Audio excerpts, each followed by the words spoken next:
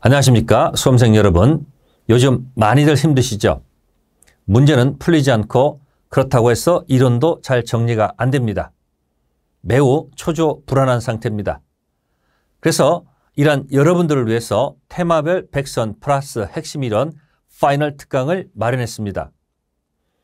이 특강의 특징을 말씀드리면 다음과 같습니다. 첫 번째, 문제를 먼저 풀고 그 다음에 핵심 이론을 맨 마지막으로 돌리겠습니다. 두 번째, 하나 더 팁을 드리면 이 파이널 특강 플러스 회차별 10년간 기출문제 특강을 함께 들으시는 것도 좋은 방법입니다. 파이널 특강 출발합니다. 문제 1번. 총칙 1번 문제는 무엇이 키워드일까? 아주 중요한 것을 갖고 오겠습니다. 바로 해제의 종류를 한번 생각해 봅시다. 첫 번째, 계약금을 다다다다다 줬습니다. 다다다다다 줬다는 그 의미도 굉장히 중요한 겁니다. 그러면 매도인은 하기 싫으면 배액 상환하고 해제할 수 있고 매수인은 포기하고 해제할 수 있는 것이 계약금 해제, 또 다른 말로는 해약금 해제라고 합니다. 두 번째는 중도금 날짜에 중도금을 주지 않는다. 이때 채무 불이행을 문제 삼아서 돈을 못 주는 것은 이행지체입니다.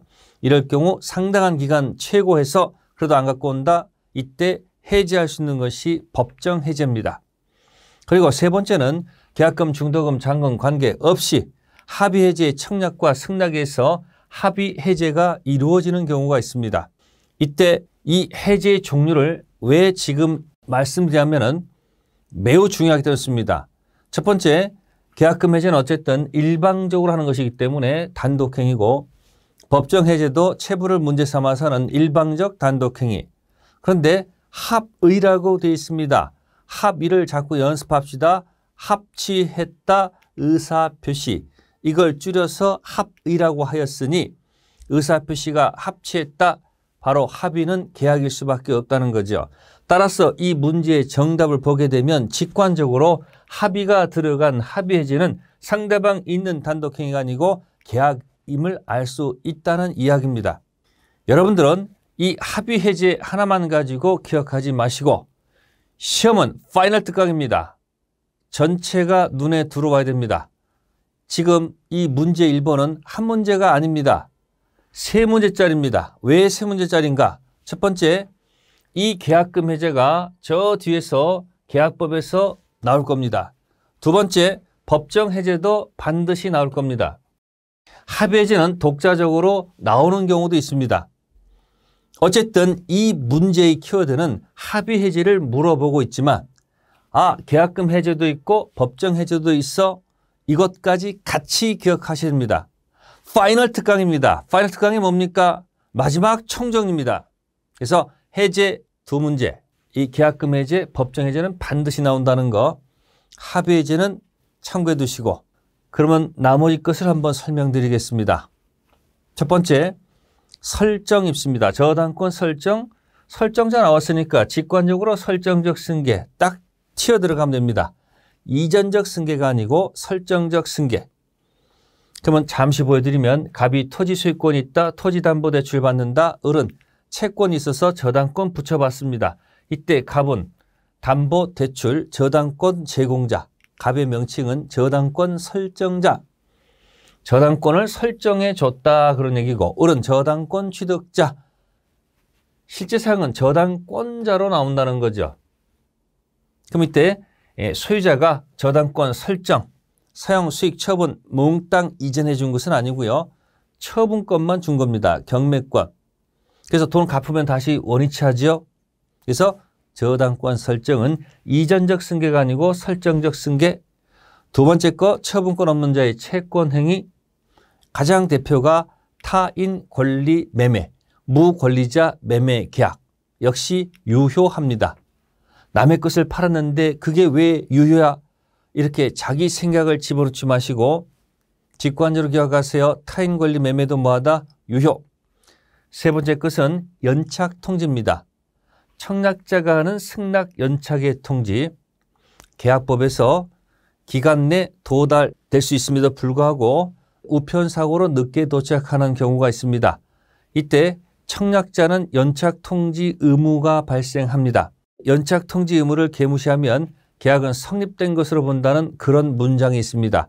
이때 승낙 연착의 통지는 늦게 도착됐다는 사실을 알려주는 관념의 통지다. 한편 5번째입니다. 무건대리입니다. 이 무건대리 타이틀도 시험에 꼭 나오는 타이틀입니다. 불확정 무효 상태에 있습니다. 아버지 본인 토지를 망나니 아들 무건대리인이 팔아먹었다. 이때 상대방께서 본인한테 아버지한테 추인할 건지 말 건지. 그러면 추인이 뭘까? 추인. 이 추인은 총칙에서 굉장히 어려운 용어일 수 있습니다만은 어렵다고 생각하지 마시고 그냥 추후로 인정한다 이렇게 생각하세요. 불확정 무효를 아버지 본인께서 추후로 인정하면 확정 유효가 됩니다. 따라서 상대방께서는 아버지 본인한테 추인할 건지 말 건지를 최고, 독촉. 이 최고는 당신이 최고야 이런 뜻이 아니고 독촉, 촉구, 독촉하는 것. 이것은 의사통지입니다. 실제 시험에서 이게 관념통지냐 의사통지냐 이런 건 안 물어볼 거니까 신경 쓰지 마시고 최고는 뭐다? 독촉, 촉구입니다. 그러면 이 촉구의 특징을 드릴게요. 우리 공인중개사 시험범위의 최고 몽땅 정리해 드릴게요. 어떠한 경우에도 최고 독촉 들어갔을 때 독촉 받은 자가 침묵을 지키면 우리 시험 범위는 예스가 하나도 없습니다. 다행스럽게 전부 다 노입니다. 그래서 이렇게 직관적으로 정리하세요. 최고 침묵 노. 지금 최고 때렸습니다. 본인께서 확답을 바라지 않았습니다. 추인한 것으로 본다. 예스다. 추인 거절로 본다. 노. 어느 것입니까? 노니까 추인 거절로 간주한다. 그렇게 기억하세요. 그래서 이 무건 대리도 시험에 100% 나오는 영역입니다. 무건 대리 100% 나옵니다. 99.99 아니에요. 계약금 해제 100% 나옵니다. 법정 해제 100% 나옵니다. 합의 해제는 붙었다 떨어졌다 붙었다 떨어졌다 이렇게 나옵니다. 그러면 이 문제가 갖고 있는 이 제목들을 잘 정리해 두셨다가 무건 대리가 쓰고 풀기, 계약금 해제 반드시 풀기, 법정 해제 반드시 푸셔야 됩니다. 세 문제짜리.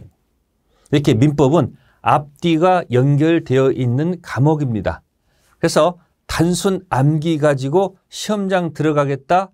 안 됩니다. 그래서 여러분들이 제가 이 PPT에다가 계속 붙여드릴 겁니다. 계속 반복해서 보다 보면 자기도 모르게 무의식 세계에서 이 글자들이 보일 겁니다. 이 백선을 잘 정리해 두세요. 그냥 보는 순간, 듣는 순간 그게 바로 공부입니다. 별도로 찾지 않아도 여러분들은 무의식 세계에서 보일 겁니다. 그러면 하나 더 팁을 드리겠습니다. 어떤 팁을 드릴까? 바로 요 팁을 드리겠습니다. 합의 해지의 팁. 손해배상 청구권 행사할 수가 없다는 거. 두 번째, 돈 돌려줄 때 이자 줄 필요가 없다는 것이 판례 태도입니다. 합의 해제는 손해배상 문제 없다. 이자 줄 필요가 없다. 그래서 합의 해제가 나올 때마다 손이 없다. 이렇게 직관적으로 딱 기억하세요. 합의 해제 뭐가 없다? 손이 없다. 이렇게 딱 기억해 두세요.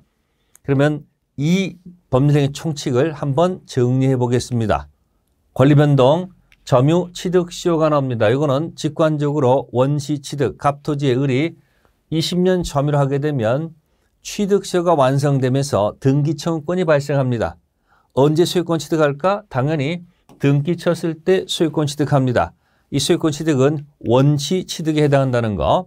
저당권 설정은 직관적으로 설정적 승계. 해제는 단독행위고 합의 해제는 계약이죠. 그러면 단독행위 종류 두 가지가 있습니다. 상대방 있는 단독행위. 요 용어가 나왔습니다. 이렇게 기억하세요. 키워드로 1차 면제받은 동처리가 있다. 상추 먹고 잠에 취해. 이렇게 기억하시고 상대방 없는 단독행위는 유재석이 보내온 소포 이렇게 기억하기. 그냥 직관적으로 키워드로 기억하시라는 얘기예요. 작년도에 재단법인 설립행위가 나왔습니다. 이거는 한 글자로 그냥 기억해뒀다가 써먹게 되면 한 문제 맞출 수 있는 영역이고, 합의해제는 글자 그대로 계약의 성질을 갖고 있고, 타인 권리 매매, 무권리자 채권행위 유효. 예를 들어서 망나니 아들이 있습니다. 망나니 아들 을이 있는데 아버지 소유 토지를 병한테 매매를 했어요. 남의 겁니다. 어쨌든 이때 이 매매 계약은 유효하다. 근데 망나니 아들이 아버지 토지를 타인 병한테 등기를 넘겨줬다. 등기는 무효입니다. 이때 아버지께서 이 망나니 아들이 7대 독자입니다. 재산이 중요합니까? 자식이 중요한 겁니까? 아버지께서 알았다. 내가 추후로 인정하마. 망나니 아들의 이 등기를 갖다가 멋있게 표현한 말이 처분행위입니다. 권리자께서 이걸 추후로 인정하게 되면 이 등기는 처음부터 유효가 됩니다. 그때부터가 아니고 언제부터? 처음부터 유효가 된다는 것이 판례 태도입니다. 무권리자 처분행위를 권리자가 그 처분행위를 추후로 인정하면 처음부터. 기출문제 나온 적이 있다는 사실. 총칙은 또 하나가 있죠. 법률행위 요건이 나옵니다. 성립요건과 효력요건이 있습니다. 1번은 자격이란 단어가 들어가 있습니다. 자격 증명이니까 이건 자격 증명에 가는 것이지 효력 발생 요건과는 관계가 없다는 게 판례 태도고, 하나 더 제가 갖고 왔습니다. 요물계약에서 물건 인도. 다른 곳에 기출문제에 이런 지문이 나와 있습니다. 요물계약에서 물건 인도는 효력 요건이냐 성립 요건이냐? 정답은 성립 요건입니다. 요물계약이 뭐지? 요물계약이 뭐지? 이때 기억하는 것은 현대계보입니다. 보세요. 현대계보는 요물계약이다. 그러면 뒤집어서 현대계보는 낙성계약이 아니다. 요물계약이다. 이 말하고 낙성계약이 아니다. 이 말은 같은 겁니다. 아니 총칙인데 왜 계약법 얘기가 나와요? 지금 파이널 특강입니다. 여러분들은 연결되어 있는 이 고리구조를 잘 기억하셔야지 정리가 되는 겁니다. 요물계약에서 물건 인도는 성립에 관한 겁니다. 낙성계약이 뭘까요? 청약과 승낙이 있으면 계약이 성립한다. 청락, 승낙, 성립 이겁니다. 성립. 낙성계약이 아니다. 이코는 뭐다? 요물계약이다. 요물계약이 뭐예요? 요물계약, 현대계보, 뭘까요? 이겁니다. 현상광고, 대물변제, 계약금 계약, 보증금 계약을 퉁쳐서 짝 현대계보라고 얘기한 겁니다. 따라서 현대계보 아닌 나머지 것들은 낙성이야.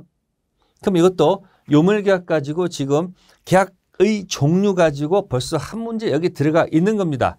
지금 문제 1번이 한 문제가 아닙니다. 지금 세 문제에다가 여기까지 하면 네 문제짜리입니다. 기억해 두세요. 계약의 불성립에서는 무효 취소에 관한 규정이 적용되지 않는다.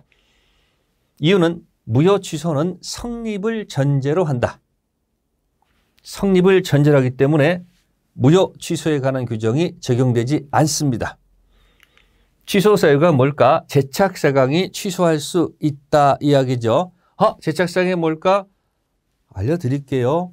제한능력자, 착오, 사기, 강박. 이것이 제착사강입니다. 그러면 무효 사유는 뭘까요? 제착사강 아니면 무효야. 이렇게 기준을 갖고 시험장 들어가셔야 되죠. 일일이 열거해 가면서 어떻게 홍보하십니까? 무효 사유가 뭐다? 제착사강 아니면 무효야.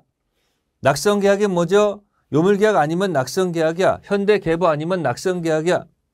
이런 기준을 갖고 있어야지 시험장 가서 답이 딱딱 직관적으로 찍을 수 있다. 그 얘기입니다. 법률행위 총칙 아직 안 끝났습니다. 제가 만들었습니다. 1분 스피드 테스트 바로 들어갑니다. 점유 취득 시효는 바로 원시 취득, 저당권 설정은 직관적으로 설정적 승계. 종류 들어갑니다. 해제는 단독행위, 합의해제는 계약, 타인권리 매매, 망나니 아들의 매매 계약은 유효. 농지 취득 자격 증명은 자격에 관한 것이니까 효력 발생 요건이 아니다. 두 번째, 요물계약에서 물건 인도 성립에 관한 것입니다. 계약의 불성립에서는 무효 취소에 관한 규정이 적용되지 않는다. 이렇게 직관적으로 딱 답을 해놓으시면 되겠네요. 문제 하나 가지고요. 제가 지금 15분 이상을 지금 이야기하고 있습니다. 한 문제가 아닙니다. 복합적인 연결되어 있으니까 시험은 이렇게 기술적으로 답 찾는 방법을 연습하는 겁니다. 파이널 특강 두 번째 목적으로 가보겠습니다. 목적은 확가 적타. 매매 계약의 목적은 매도인의 목적은 대금 달라는 게 목적이고 매수인의 목적은 재산권 달라는 게 목적이죠. 이 목적이 뭐 할 수 있습니까? 확가 적타, 확정 가능 적법 타당성을 얘기합니다. 그래서 이 문제는 적법성 관련된 이야기입니다. 타이틀 제목이 효력 규정이 아닌 것. 그러면 효력 규정이 아닌 것. 그러면 여러분들은 강행법규를 나눠야 되겠습니다. 강행규정은 두 가지가 있습니다. 효력규정과 단속규정. 효력규정 위반하면 처벌. 사법상 계약은 무효가 되는 것. 효력을 위반했으니까. 그러나 단속규정은 단속만 하면 되는 것이지 사법상 계약은 유효. 그러면 문제 지문을 읽읍시다. 효력규정이 아닌 것. 그러면 효력규정 아닌 것. 단속규정을 찾으라는 얘기죠. 왜 시험은 다짜고짜 단속 규정을 모두 고르시오. 이렇게 하면 될 걸 갖다가 말을 돌리냐 말이에요. 민법은 꼭 직설적으로 얘기하지 않습니다. 꼭 한 바퀴 돌립니다. 효력 규정 아닌 것. 또 무효로 한다는 취지는 아니다. 무효로 한다는 취지는 아니다. 유효. 이렇게 가는 겁니다. 기억지문 들어가겠습니다. 중간 생략 등기. 수없이 듣는 글자입니다. 근데 글자는 많이 듣는데 내용은 잘 몰라요. 그래서 조금 내용이라도 알고 있어야 되기 때문에 여기다 제가 그려드릴게요. 갑이 을한테 매매했습니다. 그런데 을이 다시 병한테 매매했습니다. 그러면 원래 등기가 일로 갔다 일로 가는 것이 국가가 원하는 거죠. 그래 세금 거둘 거 아닙니까? 그런데 을이 등기 생략하고 등기가 바로 일로 가는 겁니다. 그러면 을 당연히 탈세 목적 중간 생략 등기죠. 이때 두 번째 매매를 전매라고 표현합니다. 이 미등기 전매죠. 등기 안 하고 두 번째 매매를 했다 이야기죠. 이때 판례 태도는 이 등기는 유효 등기로 평가해 줍니다. 걸리면 세금 다 추징하고 그럼 다시 또 등기 갔다 올 필요가 뭐가 있습니까? 그래서 중간 생략 등기는 뭐하다? 유효하다는 것이 판례 태도입니다. 위란 얘기는 사법상 계약의 위란 얘기는 단속 규정을 얘기하는 것입니다. 따라서 기억 지문은 단속 규정이고 그래서 미등기 전매는 유효. 두 번째 니은은 허가 지역입니다. 허가 지역에서 허가 맡으면 확정 유효가 되고 허가 못 맡으면 확정 무효가 됩니다. 두 번째 니은은 당연히 허가받기 이전은 효력이 불확정 무효고 허가받으면 효력이 확정 유효가 되죠. 따라서 니은은 효력 규정에 해당이 될 것이고 디귿은 명의신탁입니다. 명의신탁 약정은 효력이 없습니다. 무효. 그러니까 여기 무효. 따라서 이건 뭘까요? 이거는 효력 규정에 관한 얘기죠. 그래서 기억 지문만 단속 규정에 해당한다는 사실. 다음 문제 갑니다. 반사회적 법률 행위에서 무효인 것, 타당성 관련된 무효입니다. 그럼 반사회적 법률에서 무효인 것을 골랐으니까 이제 이 문제의 키워드는 뭐냐면 무효인 것만 가지고 안 되고 반사회적 법률 행위 두 가지를 만족시켜야 된다는 얘기죠. 반사회적 법률 행위이면서 무효인 것을 골라라. 그러면 여기서 적법성 무효와 타당성 무효가 구별이 돼야 된다는 얘기죠. 타당성 무효는 반사회적 법률 행위에서 무효 맞습니다. 그런데 적법성 무효도 있습니다. 강행법규 위반도 무효입니다. 그런데 같은 무효인데 차이가 뭐냐? 차이는 이쪽은 못 돌려받아요. 불법 원인급여이다. 부당이득 반환받을 수 없다. 이렇게 돼 있고 같은 거예요. 불법 원인급여이다. 부당이득 반환받을 수 없다. 이쪽은 불법 원인급여 아니다. 부당이득 반환받을 수 있다. 근데 긍정적인 용어를 쓰니까 여기는 부당이득 반환받을 수 있다. 여기는 불법 원인급여이다. 이렇게 서로 다른 것처럼 느껴지지만은 결국은 불법 원인급여이다 이꼬로 부당이득 반환받을 수 없다는 얘기고, 부당이득 반환받을 수 있다는 얘기는 불법 원인급여 아니다. 같은 얘기예요. 여기서 이 명의신탁은 부당이득 반환받을 수가 있습니다. 그래서 여기는 적법성 무효로 가고요. 적극 가담 이중 매매 나오면 이건 그냥 바로 타당성 무효로 직관적으로 들어가셔야 되고요. 디귿은 형사소송입니다. 형사소송 성공보수는 적법성 무효가 아니고 이건 타당성 무효로 들어간다는 사실이에요. 타당성 무효. 그래서 디귿도 타당성 무효. 참고로 형사소송은 성공보수는 무효지만 가난한 자들의 소송입니다. 민사소송은 가난한 자들의 소송은 요거는 유효로 본다는 거 참고해 두시고, 그 다음에 리을은 일종의 탈법행위입니다. 리을 같은 경우는 법령 규정에 위반해서 이 담당 공무원이 취득하는 것이 아니고 타인 명의를 빌려서 매매 계약을 체결한단 말이에요. 이런 것은 직접 위반이 아니고 간접 위반. 이 공무원이 만약에 체결하면 이건 직접적 위반 바로 걸리겠습니다. 근데 타인을 통해서 들어가는 거니까 간접 위반. 그래서 이걸 명칭을 탈법행위라고 들어갑니다. 탈법행위도 무효입니다. 근데 이거는 적법성 무효입니다. 그래서 니은 디귿만 반사회적 법률에서 무효가 되는 거죠. 즉 전부 다 무효인데 하나는 적법성, 하나는 뭐다? 타당성 무효. 이렇게 갈라져 있다. 그런 얘기입니다.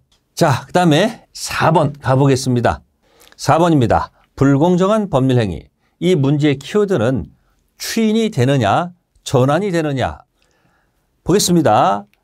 불공정을 추후로 인정해봐야 어차피 불공정으로 폭리가 제거되지 않았습니다. 그대로 폭리죠. 근데 불공정을 전환합니다. 공정으로 전환하는 것은 폭리가 제거되죠. 따라서 무효의 전환은 적용됩니다. 따라서 문제 1번 불공정은 전환 법리가 적용될 수 있다. 1번이 정답입니다. 그러나 하나 조심할 것은 추인이 되느냐 안 되느냐. 그러면 추인은 인정될 수가 없습니다. 왜? 어차피 폭리니까. 그래서 불공정한 법률 행위는 추인은 적용되지 않고 전환만 된다는 거 꼭 기억해 두셔야 됩니다. 두 번째 2번, 3번은 한꺼번에 설명드리면 이게 대리인을 통해서 계약했을 때 궁박, 경설, 무경험이 있을 때 궁박은 본인, 경설, 무경험은 대리인. 해서 궁박은 본인, 경무대. 힘들면 궁박할 때는 비읍과 비읍을 한번 기억해 보시는 것도 방법이고, 밑에 건 경무대. 네 번째는 무상행위는 증여입니다. 증여는 기부, 테이크, 현저 차이가 없습니다. 증여는 기부만 있지 테이크가 없기 때문에 불공정 법률행위에 적용될 수 없다. 그 다음에 궁박, 경설, 무경험은 추정되는가? 추정되지 않습니다. 추정되지 않으면 스스로 입증 책임을 부담하도록 되어 있다는 것. 다음 문제 갑니다. 네, 5번 문제 가겠습니다. 5번 문제는 반사회질서 법률행위 플러스 폭리행위, 불공정 법률행위 섞어서 낸 문제입니다. 지문은 길어 보입니다. 그러나 읽다 보면 정답은 바로 찾아낼 수 있습니다. 수험생 여러분 꼭 기억하세요. 읽으셔야 됩니다. 읽을 수 있는 힘이 있어야 답을 찾아낼 수 있습니다. 초조하지 마시고 또박또박 읽으시면서 찬찬히 읽으시면 답이 보일 겁니다. 5번 문제의 키워드는 다음과 같습니다. 사실대로 증언합니다. 당연한 겁니다. 근데 사실대로 증언하다 보면 그 사람 일당이 날아갑니다. 그 일당 정도 이렇게 주는 것은 문제가 없는데 통상적으로 용인될 수 있는 여비, 일시, 손해 등을 초과하는 경우라 되어 있습니다. 이럴 경우 법원에서는 반사회적 법률행위에서 무효라고 보는 것이 판례 태도입니다. 따라 정답은 4번에 통상적으로 용인될 수 있는 수준을 초과했다는 말이 나오면 무효 무효일 수밖에 없다는 것. 정답은 4번. 1번 지문은 강박 나옵니다. 이 강박 나오면 직관적으로 강박강탈 비명 지르다. 이게 도대체 뭔 소리일까? 이렇습니다. 강박 나왔다. 그다음에 강탈. 탈은 양도소득세, 비자금 명의. 명신탁은 불법 원인급여가 아닙니다.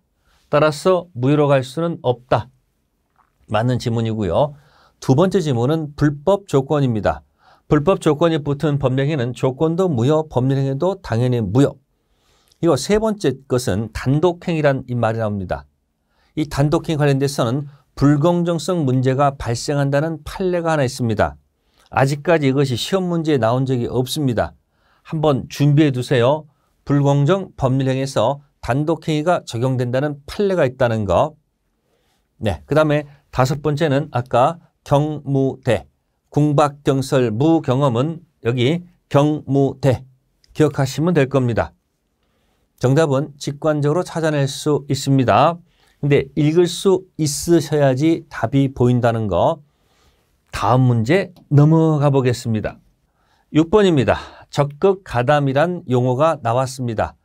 이 이중 매매가 나오면 두 가지를 꼭 기억한다.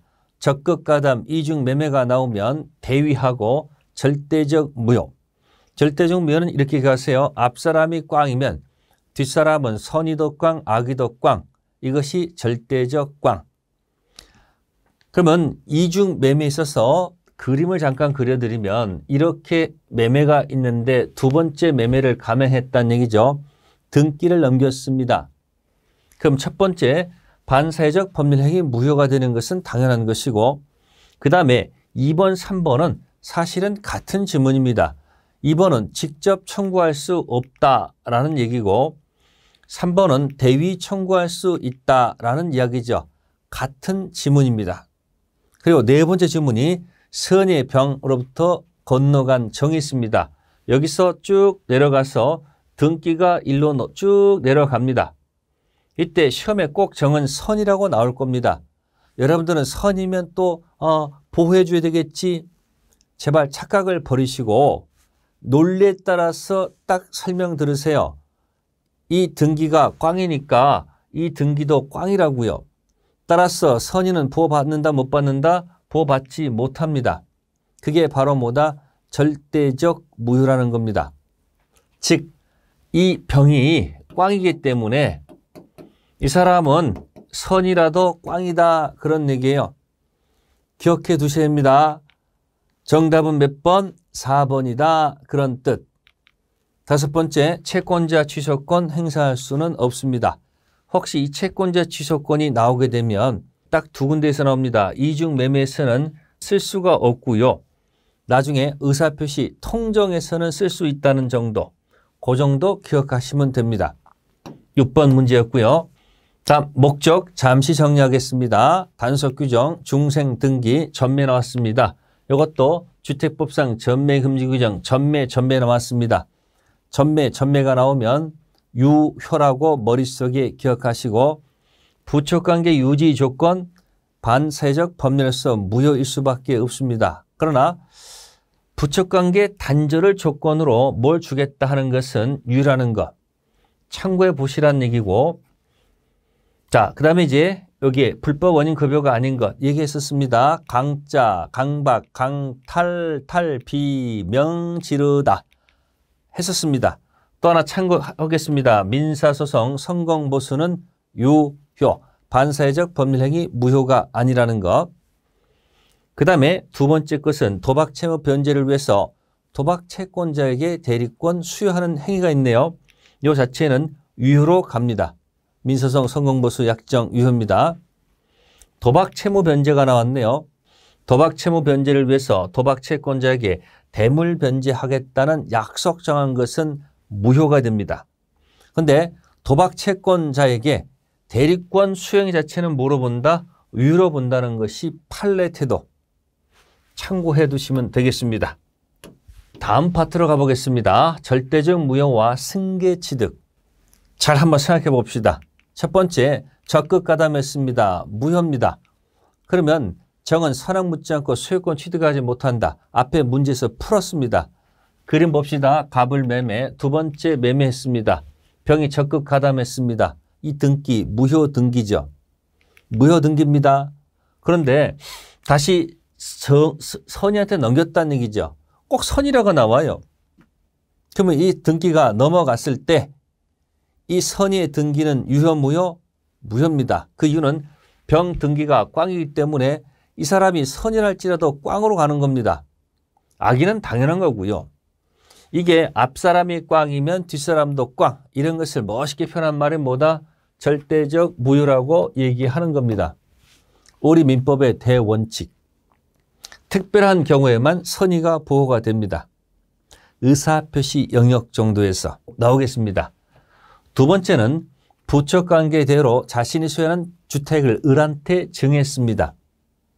그런데 을이 등기를 받았고 다시 을이 병한테 양도하고 등기를 넘겨줬다. 즉 그림 그려드리면 첩계약 대가로 증여를 해가지고 등기가 이쪽으로 쭉 넘어왔습니다. 그러면 이건 불법 원인급여가 된 겁니다. 즉 갑은 을한테 반환받을 수가 없는 상태죠. 그러다가 다시 을이 또 병한테 뭐 한 거예요? 팔았다는 얘기예요. 그러면 이 등기가 무슨 등기예요? 유효 등기죠. 그러면 뒷사람도 뭐 한다? 보호받는다. 그런 이야기입니다. 그래서 선악 묻지 않고 소유권 취득한다. 지금 무슨 얘기일까요? 병이 선이 악이 관계없이 즉 이 일 등기가 OK 등기니까 이 뒤 등기도 OK다 이런 얘기예요. 지금 두 가지를 말씀드리는 거예요. 앞사람이 꽝이면 꽝이야. 꽝꽝. 그 다음에 앞사람이 오케이면 뒷사람도 오케이. 즉 여기는 악의도 보호를 받잖아요. 오케이 다. 근데 여기는 선의도 꽝되잖아요. 그러니까 이 사람을 가지고 놀 때는 이 사람을 보지 말고 그 앞사람을 보란 말이에요. 그 앞사람을. 그게 문제 푸는 요령입니다. 이 파트 잘 기억해 두시면 여러모로 써먹을 수 있는 매우 중요한 소재거리가 될 겁니다. 이중매매, 적극가담, 일대 무효. 그렇지 않으면 선악 묻지 않고 유효. 그 다음에 무효가 될 때는 직접 아니고 대위 들어가고 그 다음에 전득자는 꽝꽝, 절대적, 그죠? 앞사람도 꽝, 뒷사람 선악 묻지 않고 꽝꽝. 다음 목적 들어갑니다. 불공정한 법률행위, 폭리행위. 여기에 문제가 나오면 한 문제 딱 점수 따기 딱 좋습니다. 증여, 폭리가 없기 때문에 적용할 수 없다. 그 다음에 거래 일반에 대한 경험 부족, 특정 영역이 아닐 것이고 그 다음에 요거 경설, 무경험, 경무대 기억해 두시면 좋고요. 그 다음에 입증 책임은 무효를 주장하는 자한테 넘어갑니다. 따라서 궁박경설 무경험은 추정되지 않을 것이고 그 다음에 취는 어차피 취해봐야 폭리므로 무효죠. 따라서 취인 허용될 수가 없다는 얘기고 한편 전환하게 되면 공정으로 가는 거니까 유효가 되는 거니까 전환은 된다는 것이 판례 태도라는 거죠. 이게 목적 관련된 이야기입니다. 네, 일단 여기까지 하고 잠시 쉬었다 하도록 하겠습니다.